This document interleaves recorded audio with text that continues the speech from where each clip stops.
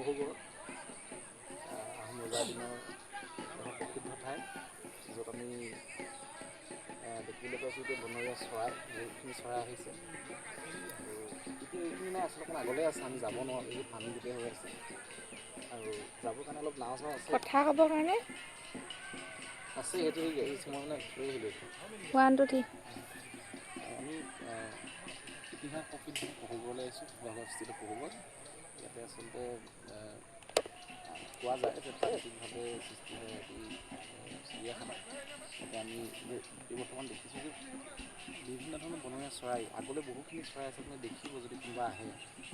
আৰু ওচৰ পাঁজৰ মানুহবোৰ পিকনিক খাবলৈ আহে, ঘৰতে বনাই জেনেৰেলি আনে, জেগাডোখৰ লেতেৰা নকৰে, বনাই মেলি কিবাকিবি লৈ আহে, ইয়াত বহি মেলি খাই, জেগাডোখৰ বহুত ধুনীয়া। সেইবোৰ কথা ক'ব নালাগে। থৈয়া কেমেৰা লগত থৈছে, অঁ যোৱা। ধুনীয়া আৰু আমি চৰাই তৰাই দেখিবলৈ পাওঁ। এতিয়া চৰাইবোৰ গৈ আছে ইফালে সিফালে, কিন্তু সিটো চাইডে বৰ বেছিকৈ চৰাই আছে। হ'ব।